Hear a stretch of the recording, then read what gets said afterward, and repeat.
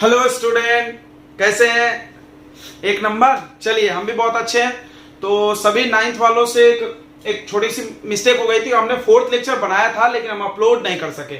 Okay, तो थोड़ा late upload हो रहा है और थैंक यू, बहुत दिल से हम उनको थैंक यू बोलना चाहते हैं जिन बच्चों ने मुझे रिमाइंड कराया कि सर आप फोर्थ लेक्चर भूल गए हैं। ओके, तो कुछ बच्चे हैं नाइन्थ क्लास के जो बहुत सीरियसली फॉलो कर रहे हैं लेक्चर्स को, तो उन्होंने मेरे को रिमाइंड कराया कि सर आप फोर्थ लेक्चर भूल गए हैं। बिल्कुल।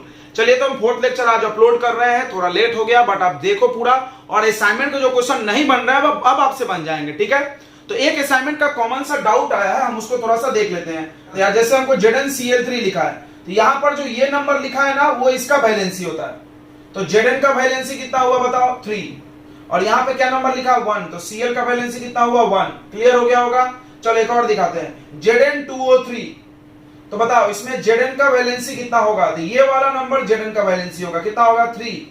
और ऑक्सीजन का वैलेंसी कितना होगा? 2। ओके, समझ गया होगा। नहीं समझा होगा तो कोई दिक्कत नहीं लेना, टेंशन मत लेना, क्योंकि स्ट्रक्चर ऑफ एटम के बाद हम एक चैप्टर पढ़ाएंगे एटम्स एंड मॉलिक्यूल्स, उसमें ये बहुत डिटेल में मिलेगा। ठीक है, ओके। चलो, तो आज हम आपको पढ़ा रहे हैं आइसोटोप्स। तो स्ट्रक्चर ऑफ एटम में आपने पढ़ा होगा एटम कैसे बना है, atomic number, electronic configuration, discovery of atom वगैरह वगैरह। और एक छोटा सा टॉपिक दो छूट गए हैं, एक आइसोटोप। तो आइसोटोप क्या होता है, ध्यान सुनेंगे। तो आइसो, साइंस में जहां भी आइसो वर्ड होगा इसका ये मीनिंग होता है सेम। सेम। तो आइसोटोप्स में क्या सेम होता है? तो तुम ऐसा याद रखो, आइसो मतलब सेम और टोप्स मतलब एटॉमिक नंबर, ऐसा याद रखो। एटॉमिक नंबर, ध्यान से सुनेंगे। मतलब हमारे नेचर में एटम है, सबको पता होगा। अब ऐसा देखा गया, जैसे देखो हमारे नेचर में क्लोरीन के दो प्रकार के एटम देखे गए। क्लोरीन के दो प्रकार के एटम देखा गया, एक Cl जिसका एटॉमिक नंबर था 17 और मास नंबर था 35। ये ऊपर वाला क्या होता है? मास नंबर, पता होगा सबको। और नीचे वाला क्या होता है? Atomic number. एक और ऐसा एटम था Cl का ही जिसका एटॉमिक नंबर 17 था लेकिन मास नंबर कितना था? 37, अलग। तो दोनों क्लोरीन ही है। कोई बोला क्यों क्लोरीन है दोनों सर? क्योंकि देखो दोनों का एटॉमिक नंबर क्या है? 17, और 17 एटॉमिक नंबर क्लोरीन होता है, बट मास नंबर अलग है। अब सवाल है मास नंबर क्यों चेंज हो गया? तो हम तुमको एक बहुत सिंपल सा जवाब दे देते। देखो तुमको पता होगा एटॉमिक नंबर से किसकी संख्या पता चलती है? इलेक्ट्रॉन की और प्रोटॉन की। तो बताओ इसमें इलेक्ट्रॉन कितना? 17, प्रोटॉन कितना? 17। न्यूट्रॉन कैसे निकालते हैं? न्यूट्रॉन इसको इससे माइनस करते हैं, 35 माइनस 17 कितना आ गया? 18। ओके, यहां पे आ जाओ। इलेक्ट्रॉन कितना? 17। प्रोटॉन कितना? 17। न्यूट्रॉन कितना? 37 माइनस 17 कितना आ रहा है? 20। यही जवाब है। क्या जवाब है? कि एटम किससे बना है? ध्यान सुनो, एटम बना है आपको पता होगा इलेक्ट्रॉन, प्रोटॉन, न्यूट्रॉन से। इलेक्ट्रॉन बाहर बाहर ऑर्बिट में घूमता है, प्रोटॉन न्यूट्रॉन न्यूक्लियस में रहता है, बराबर। तो ऐसा हुआ कि कुछ कुछ एटम में ऐसा होता है कि उसमें न्यूट्रॉन की संख्या चेंज हो जाती है। न्यूट्रॉन चेंज होने से एटम चेंज नहीं होगा, एटम वही रहेगा। न्यूट्रॉन चेंज होने से एटम चेंज नहीं होगा, लेकिन क्या चेंज हो जाएगा? Mass number. क्योंकि मास नंबर किससे बनता है? Proton plus neutron. और प्रोटॉन चेंज नहीं हुआ, देखो प्रोटॉन नंबर सेम है, चेंज क्या हुआ? न्यूट्रॉन। तो जवाब क्या है? आइसोटोप क्यों बनता है? न्यूट्रॉन चेंज होने से। ठीक है, तो व्हाट इज आइसोटोप आपको समझ गया होगा। देखो इसको ध्यान से बताओ, क्या लिखेंगे आइसोटोप? तो ऐसा लिखेंगे डेफिनेशन, देखो एटम्स ऑफ सेम एलिमेंट। देखना इस लाइन का मतलब समझना, एटम्स ऑफ सेम एलिमेंट। ये दो एटम है, क्लोरीन के दो एटम, एलिमेंट सेम है। सेम मतलब दोनों क्लोरीन है। ऐसा तो नहीं कि क्लोरीन है और ये ऑक्सीजन है, नहीं ऐसा नहीं। क्यों? क्योंकि दोनों का एटॉमिक नंबर सेम है, तो एटम तो वही बोलेंगे। तो atoms of same element having, जिसके पास हैविंग क्या? हैविंग सेम एटॉमिक नंबर, जिसका एटॉमिक नंबर सेम हो बट लेकिन डिफरेंट मास नंबर, लेकिन मास नंबर अलग हो, इज कॉल्ड आइसोटोप्स। ओके, अब एक सिंपल सा सवाल सबके मन में आ रहा होगा, सर किसके किसके आइसोटोप होते हैं? तुमको हम एक जानकारी बताते हैं कि जितने भी एटम है उनमें ऑलमोस्ट सारे एलिमेंट के आइसोटोप होते हैं, सारे एलिमेंट के आइसोटोप। जैसे तुमने कहावत सुना होगा ना, फिल्म देखते होगे तुम, पिक्चर, तो तुमने सुना होगा कि एक ही शक्ल के 5 इंसान दुनिया में होते हैं। हाँ सुने होंगे। तो बिल्कुल उसी तरह, तो एक ही जैसे एटम भी दो या दो से अधिक होते हैं नेचर में, बस उनमें क्या सेम होता है, सब सेम है, इलेक्ट्रॉन सेम होगा, प्रोटॉन सेम होगा, अलग क्या है, न्यूट्रॉन। ठीक है, ऐसा न्यूट्रॉन अलग होता है, इसीलिए मास नंबर अलग हो गया। तो तुम अगला पॉइंट में बहुत इंपॉर्टेंट बात लिखो, ऐसा लिखो क्या, isotopes are formed by changing number of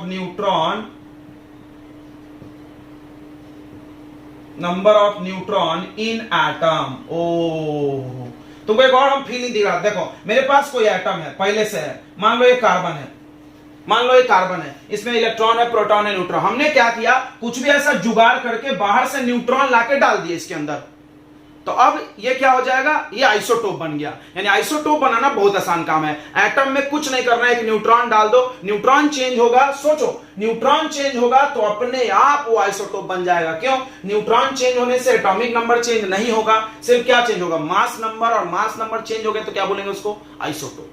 clear हो गया होगा, ओके क्लियर हो गया ना, पक्का, ओके चलो आगे बढ़ते हैं। अब हम कुछ आइसोटोप्स तुमको लिख के दिखाते हैं। तुमने एक चीज गौर करा होगा, आइसोटोप में इलेक्ट्रॉन सेम होता है, प्रोटॉन सेम होता है, अलग क्या होता है, न्यूट्रॉन। याद रखना, अभी हम प्रॉपर्टीज में पढ़ाएंगे इसको फिर से। एक आइसोटोप का बहुत अच्छा सवाल आता है हाइड्रोजन के बारे में।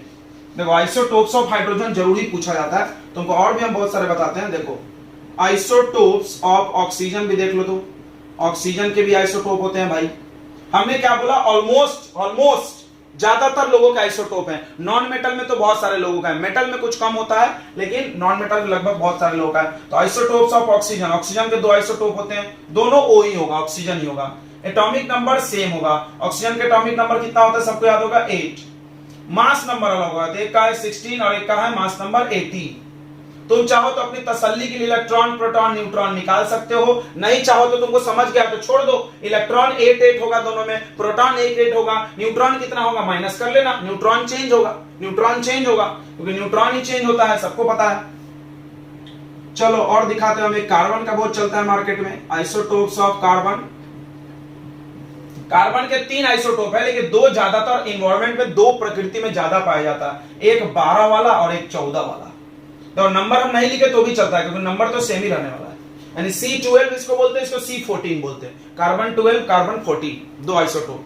क्लियर हो गया। हाइड्रोजन की बात हम कर रहे थे, ध्यान देंगे, आइसोटोप्स ऑफ हाइड्रोजन, इससे सवाल पक्का आ सकता है तुम्हारे पेपर में। क्यों खास हम तुमको बताते हैं। हाइड्रोजन के 3 आइसोटोप होते हैं, एक नहीं, दो नहीं, 3, सब में ऑलमोस्ट 2 है, इसमें 3 है। देखो ध्यान से देखेंगे, एक है H11 यानी atomic number 1, mass number 1, H12, H13। चलो इन तीनों का नाम भी अलग अलग रखा गया, यही यूनिक बात है इसमें। देखो अगर हम तुमसे पूछे इसका नाम बताओ तो कार्बन, इसका नाम बताओ कार्बन। यहां पे ऐसा नहीं, यहां पे सबका नाम अलग है। इसका नाम है प्रोटियम, इसी को हम हाइड्रोजन भी बोलते हैं, याद रखना।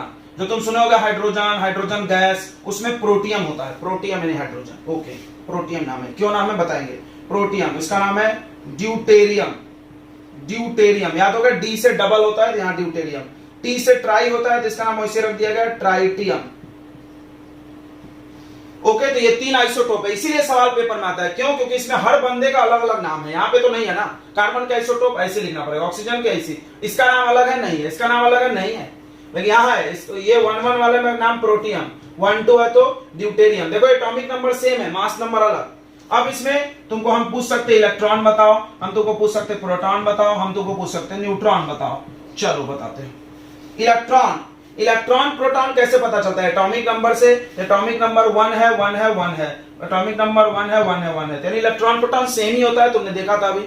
चेंज न्यूट्रॉन होता है। देखो न्यूट्रॉन कैसे निकलता है, इसको इससे माइनस करो, 0, 1 - 1, इसको इससे माइनस करो, कितना आ रहा, 1, इसको करो 2। अब यहाँ के स्टार लगा दो भाई। स्टार क्यों सर, क्यों स्टार बना रहे हैं? तो देखो तुमने एक डायलॉग सुना होगा बचपन से कि एटम इलेक्ट्रॉन, प्रोटॉन, न्यूट्रॉन से बनता है। जी सर, अब ये बात गलत हो गया यहाँ पे। कैसे कैसे कैसे? देखो हाइड्रोजन में यानी प्रोटियम में इलेक्ट्रॉन है, प्रोटॉन है, न्यूट्रॉन कहाँ है? न्यूट्रॉन तो है नहीं। यानी आपको कोई अगर बोले कि हर एटम इलेक्ट्रॉन, प्रोटॉन, न्यूट्रॉन से बना, तुम चटाक से बोलो गलत बोल दिया तुमने। कैसे? हाइड्रोजन में नहीं है, हाइड्रोजन में न्यूट्रॉन नहीं है।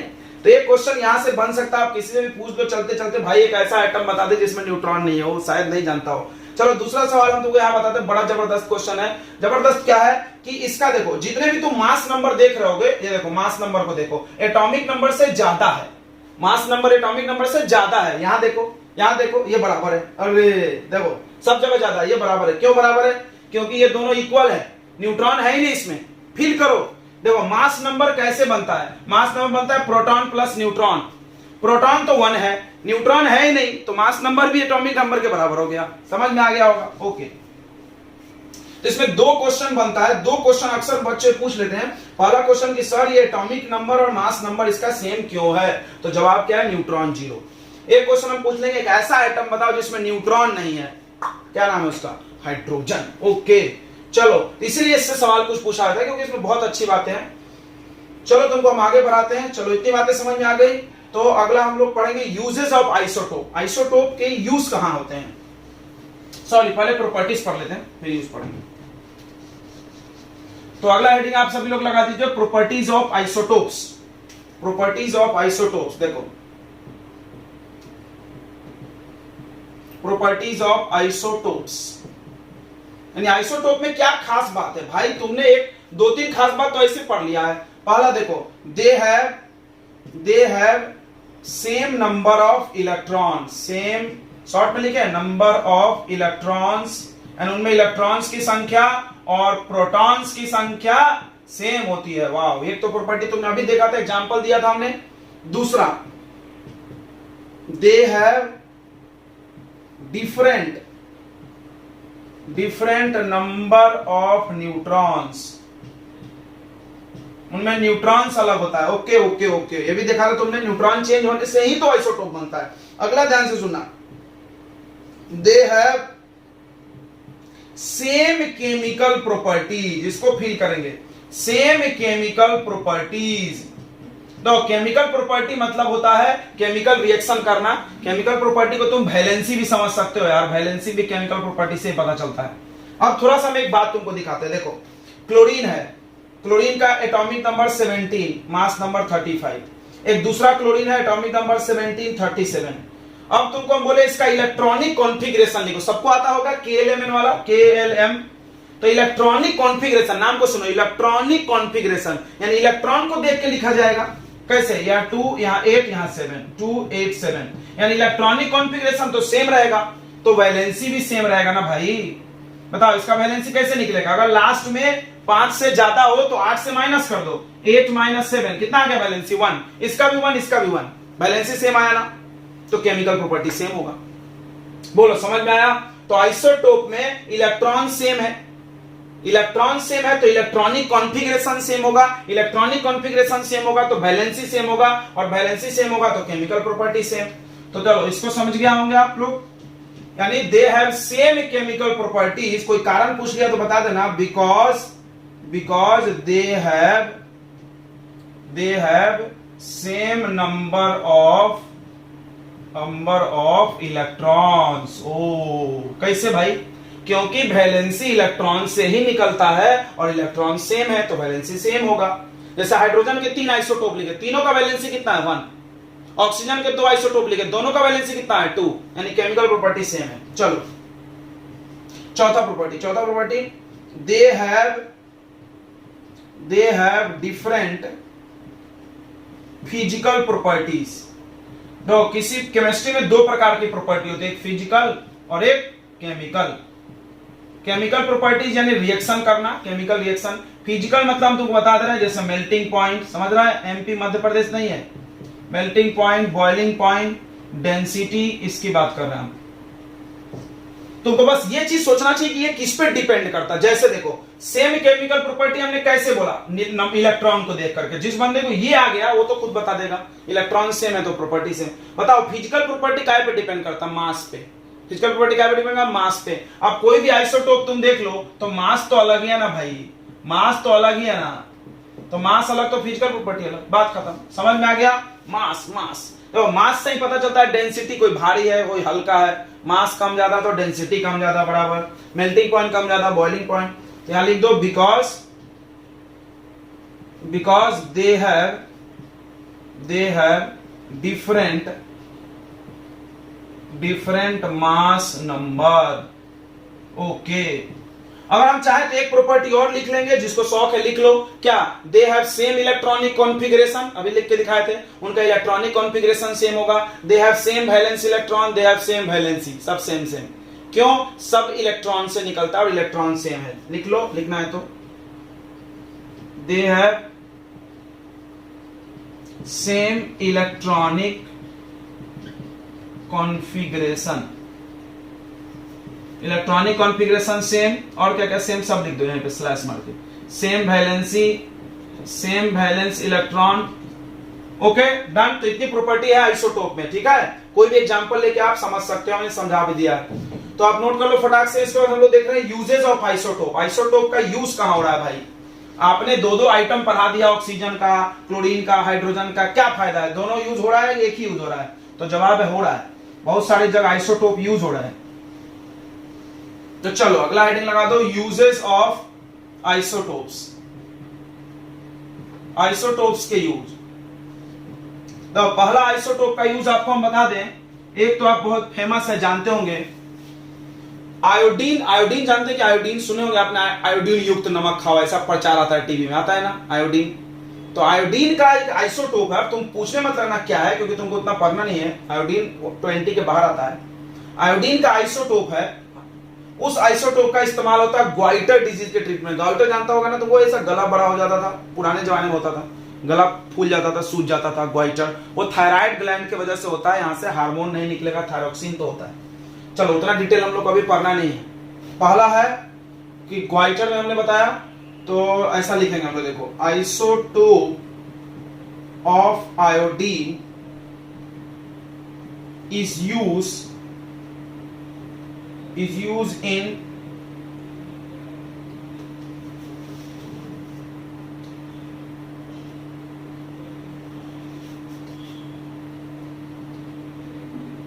in treatment of goiter। ठीक है, ग्वाइटर समझ गया होगा ना, ऐसा गले फूल जाता है, उसको इलाज करने के लिए आयोडीन का आइसोटोप यूज हो गया। एक आइसोटोप का यूज हो गया। दूसरा सुनेंगे, आइसोटोप्स ऑफ कोबाल्ट। तो तुमको नाम लर्न करना होगा, iodine, cobalt is use in treatment of cancer, cancer treatment में, ठीक है। तीसरा, आइसोटोप्स ऑफ यूरेनियम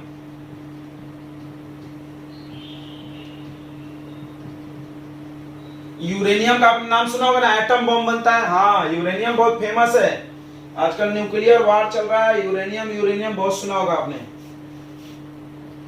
तो यूरेनियम का जो आइसोटोप होता है is use in nuclear reactor.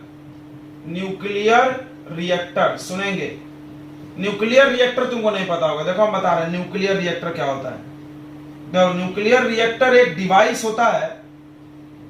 Nuclear reactor जिसको नहीं पता आप नोट कर लो, हम बोल रहे हैं न्यूक्लियर रिएक्टर एक डिवाइस है जिसके अंदर यूरेनियम डाल के इलेक्ट्रिसिटी बनाया जाता है। आपने सुना होगा न्यूक्लियर पावर प्लांट, सुने हैं क्या? नहीं सुने, कोई बात नहीं। आपने थर्मल पावर प्लांट सुने होंगे, कोयला जला के बिजली बनती, पानी से बिजली बनता है। उसी तरह यूरेनियम से भी इलेक्ट्रिसिटी बनता है, तो उसका नाम होता है न्यूक्लियर पावर प्लांट। और जिस डिवाइस के अंदर ये काम होता है उसका नाम है न्यूक्लियर रिएक्टर। न्यूक्लियर रिएक्टर का क्या डेफिनेशन है? द डिवाइस वैसा डिवाइस जिस which produce electricity by using uranium.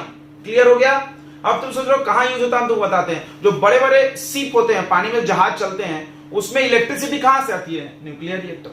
जो सबमरीन्स होते हैं, पानी में डूब के अंदर चलते हैं, उसमें इलेक्ट्रिसिटी कहां से आती है? जनरेटर से? नहीं नहीं नहीं। कितने दिन जनरेटर चलाएंगे? 5 दिन 10 दिन। डीजल कहां चलाएंगे उतना सारा? बताओ, सोचो, नहीं चला सकते। बैटरी से भी उतना बैकअप नहीं देगी।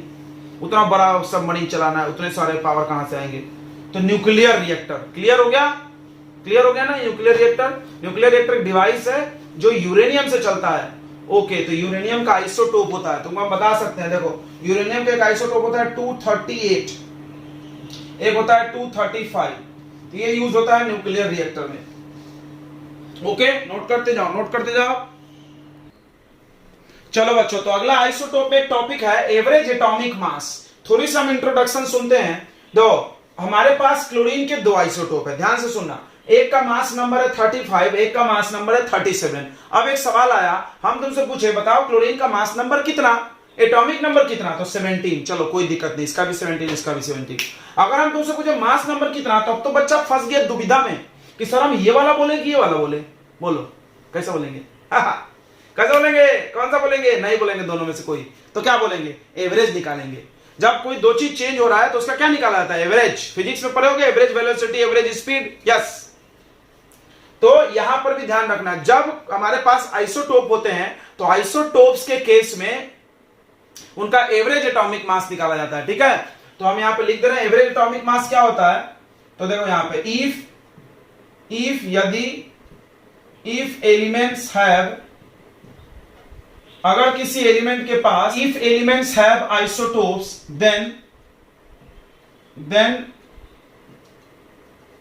then we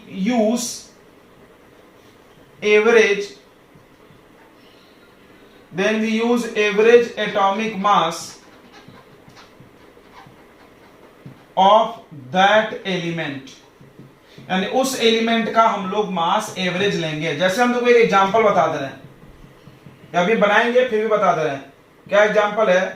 तो एवरेज एटॉमिक मास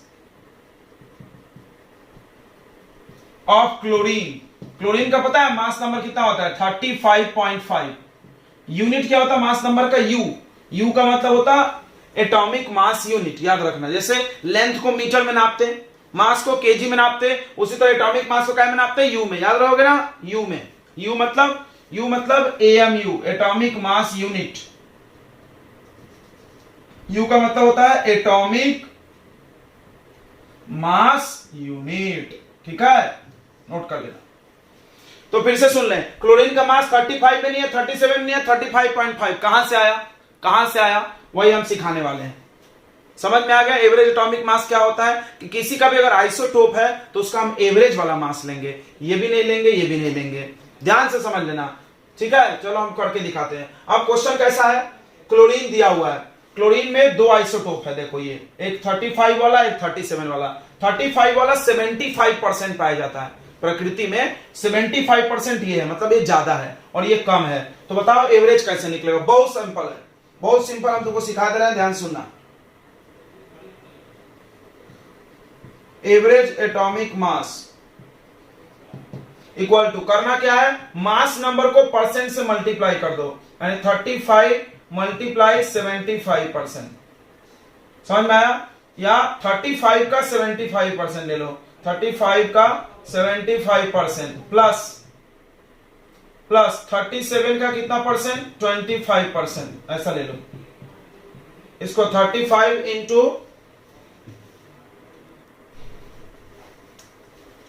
तो 75% मतलब डिवाइडेड बाय 100 होता है, तो यहां 100 लिख दो, प्लस 37 इंटू 25/100। ठीक है, अब ये कैंसिल कर लो, 25 के टेबल से कट रहा है, 25 का टेबल आता है, 25 3 जा, 25 4 जा, 25 1 जा 4 जा, 35 इंटू 3 105, 5 3 जा 15, कैरी 1 नाउ। ठीक है ना, ओके। ये प्लस कर लो, 5 प्लस 7 कितना आ जाएगा? 12, 2 कैरी 1, 3 और 1 4 और 1। अब ये 4 से डिवाइड करो, 4 3 जा 12, 2 0, 35.5 आ रहा होगा, चेक कर लो, आ रहा है यू, 35.5 यू। तो चलो क्या सीखा तुमने? एवरेज एटॉमिक मास कैसे निकालना है। फिर से एक बार रिवाइज कर लेते, दोनों का परसेंट पता होना। देखो एक 75 है तो एक 25 है, मतलब अगर ये 80 होता तो ये कितना होता? 20, 100 से माइनस कर लेना। ठीक है ना, एक जितना बाकी बचा उतना। कोई भी चीज 100% होता नहीं दुनिया में, हाँ, और ये 75 है तो 25%। क्या करना है? इसके मास नंबर से इसके मल्टीप्लाई, बस परसेंट और मास नंबर को मल्टीप्लाई करके ऐड कर दो, खत्म, आ गया फटाक से एवरेज। तो अब एक नोट और लिखेंगे, एक नोट लिख लेना तुम, 10 रुपए की नोट है। क्या है 10 रुपए की नोट? कि किसी किसी का मास नंबर डेसिमल में क्यों है? बिकॉज उसका एवरेज एटॉमिक मास कैलकुलेट करते हैं। ठीक है, तो यहां पे हम आपको एक और बात बता दे रहे हैं। क्या क्या ध्यान रखेंगे कि atomic masses of some elements are in decimal, decimal में होता है, because we take average atomic mass, average atomic mass. Okay, clear हो गया बच्चों। चलो फिर एक क्वेश्चन और कर लेते हैं इसका, फिर ये खत्म। ऐसा कोई भी क्वेश्चन आएगा तुम अब कर सकते ना, क्या करना है, परसेंट और मास नंबर को मल्टीप्लाई करो और प्लस कर दो। चलो एक क्वेश्चन और कर लेते हैं, तुम्हारे बुक का ही अच्छा क्वेश्चन है, आता भी है पेपर में वो। क्वेश्चन क्या है, तो क्वेश्चन क्या है, ध्यान सुनेंगे। पूरा एवरेज एटॉमिक मास दिया हुआ है, average atomic mass of x, कोई एक्स एलिमेंट है, नाम नहीं बताया इन्होंने, 16.2 यू बताया था ना, यूनिट है एटॉमिक मास का, और एक्स के दो आइसोटोप हैं। तो फाइंड परसेंटेज ऑफ आइसोटोप्स, एक एक्स 816 और एक्स 818, दो आइसोटोप है, इसका परसेंटेज बता दो। बहुत आसान है, बहुत आसान है। उल्टा सवाल देखो, अभी परसेंट दिया था तो हम तुमसे एवरेज पूछे थे, अभी एवरेज दिया है तो परसेंट पूछ लिया। बहुत आसान, किसी एक को एक्स मान लो, लेट मान लो, क्या मान लो, परसेंटेज के सवाल तुम 8वीं में करके आओगे। Let percentage of X, X 816, मान लो एक्स 816 का परसेंट कितना है, एक्स परसेंट, चलता ना, कोई दिक्कत नहीं, ए भी एक्स शॉर्ट में स्मॉल है। तो अब बताओ टोटल परसेंट कितना होता है दुनिया में, 100।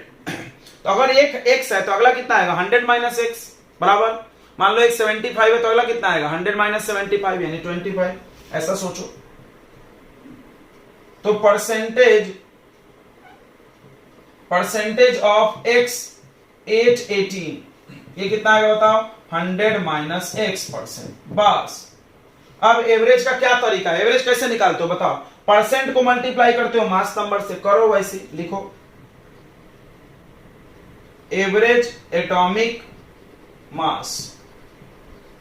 एवरेज एटॉमिक मास कैसे निकलेगा भाई, देखो इसके परसेंट से इसके मास नंबर को multiply, 16 multiply x percent, plus इसके परसेंट से इसको multiply, 18 multiply 100 minus x percent, यहां जाएगा 16 multiply x by 100 plus 18 multiply 100 minus x by 100। समझ रहा होगा सबको जी। परसेंट हटाएंगे तो 100 से डिवाइड तो करेंगे, ऊपर का मिटा दें, थोड़ा सा जगह कम पड़ रहा है। देखो अब ध्यान से देखेंगे, अब अंदर मल्टीप्लाई कर लो, तो यार 16x डिवाइडेड बाई 100 प्लस ये 18 अंदर चला गया तो 18 इंटू 100 1800, फिर माइनस 18x अपॉन 100, तो इसके भी अपॉन में 100, इसके भी अपॉन में 100, 100 क्या हो गया एलसीएम, तो 16x प्लस 1800 माइनस 18x। अब x वाले में से x वाला माइनस कर दो। अच्छा एवरेज एटॉमिक मास तो दिया है ना, इसका वैल्यू डाल दो, कितना 16.2।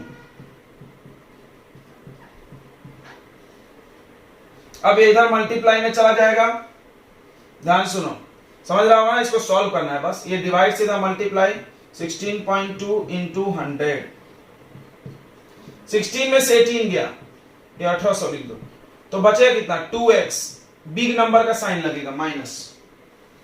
ओके जाते जा रहे हैं, बना रहे हैं ना आप, बनाते जाओ। अब देखो यहां का डेसिमल हटा दो, क्या जाएगा अपॉन में 10 इंटू 100, एक जीरो से एक जीरो कैंसिल, तुमको x फाइंड करना है बस। फिर आ गया 1620, इसको इधर ला लो तो minus 1800 equal to minus 2x। ये माइनस करो, बिग नंबर ये है तो साइन इसी का आएगा, तो 10 0 माइनस 0 0, 10 माइनस 2 8, और ये कितना आ जाएगा देख लो, 800 1620 कितना आएगा 0 8, और ये 7 माइनस 6 180, माइनस से माइनस कट गया, ये 2 डिवाइड हो जाएगा, 180 बाई 2, 180 बाई 2 कितना आएगा 90%। x कितना आ गया 90%। ध्यान सुनो, तो x दो था मेरे पास, x 16 था और x 18 था क्या बच्चों, था। इसको हमने माना था x% और इसको माने था 100 माइनस x। तो x% कितना है 90%, यानी ये 90% है। ये कितना परसेंट होगा बताओ 10%। डायरेक्ट लिख दो, समझ गया ये आंसर। भारी लगा जी? नहीं, कुछ नहीं, बस थोड़ा सा लंबा था। Linear equation of one variable है, तुमको पढ़े हो ऐसा क्वेश्चन। चलो फिर आगे बढ़ते हैं हम लोग। कॉपी करना है जल्दी से कर लो, फिर आइसो बार पढ़ के खत्म आज का लेक्चर। तो अगला है आइसो बार। अभी हम बताए थे आइसो मतलब क्या, सेम, कुछ तो सेम होगा। अब जस्ट उसका उल्टा, बार यानी याद रख लो तुम एटॉमिक मास, यानी अब एटॉमिक मास सेम। चलो एग्जांपल बताते हैं, जैसे कार्बन का एक आइसोटोप देखे थे ना, 14 और 6 नंबर था। उसी तरह नाइट्रोजन का एटॉमिक नंबर 7 होता है और मास नंबर 14। तो यहां पर दो एलिमेंट हमने लिखा, अलग अलग है, इसका मास नंबर सेम है, एटॉमिक नंबर अलग है। तो क्या डेफिनेशन होगा, देखो यहां पे पहला वर्ड होगा द एटम्स, दोनों एटम है जी। देखो ये भी एटम है, ये भी एटम है। एटम्स हर दुनिया में हर चीज एटम है। द एटम्स ऑफ, वहां सेम लिखे थे, यहां क्या लिख रहे हैं डिफरेंट। ये चीज फील हुआ, पहला वर्ड फील हुआ। ये दोनों, ये कार्बन है नाइट्रोजन है, इसके पहले आइसोटोप में दोनों कार्बन था, सेम थे दोनों कार्बन, क्योंकि नंबर सेम था। The atoms of different element, आगे समझ गया क्या लिखना है, हैविंग सेम मास नंबर, जिसका मास नंबर सेम हो बट लेकिन डिफरेंट, क्या डिफरेंट हो, एटॉमिक नंबर। दिख रहा होगा, इज कॉल्ड आइसोबार। क्लियर है? तो आइसोबार के ज्यादा एग्जांपल नहीं, एक ये हो गया, एक और है देखो पोटेशियम के एटॉमिक नंबर 19 है और 40 mass number. Calcium 20 atomic number और 40 मास नंबर। बस तो दो ही एग्जांपल है, इसमें कुछ भी सेम वेम नहीं है यार। देखो इलेक्ट्रॉन भी सेम नहीं है, प्रोटॉन भी सेम नहीं है, न्यूट्रॉन भी सेम नहीं है। तो इसका कुछ प्रॉपर्टी हम लोग नहीं पढ़ेंगे, क्योंकि इसका फिजिकल भी अलग होगा, केमिकल भी अलग होगा। हाँ, सब अलग अलग। कोई सोच रहा होगा मास सेम है तो फिजिकल सेम होगा, नहीं बच्चों, क्योंकि देखो इलेक्ट्रॉन, प्रोटॉन, न्यूट्रॉन तीनों अलग है। तुम निकाल के देखो, न्यूट्रॉन से मास डिसाइड होता है, न्यूट्रॉन भी तो अलग है। तो इसमें तुमको प्रॉपर्टी नहीं पढ़ना, इनका यूज भी नहीं पढ़ना, जस्ट ऐसे रैंडमली हो गया है, कुछ लोगों का मास नंबर सेम हो गया तो उसका नाम अलग रख दिया आइसोबार। तो ये चैप्टर यही खत्म होता है। तो अगला चैप्टर तो हम लोग का चल ही रहा है यार, पढ़ाई तो कर ही रहे हैं हम लोग, अच्छा कर रहे हैं, आप लोग भी कर रहे हैं, बहुत धन्यवाद। सभी लोग अच्छे से करिए पढ़ाई, हम भी अच्छे से आपके लिए मेहनत करेंगे, लेक्चर बनाएंगे। ओके बच्चों, तो all the best for your next lectures, good luck.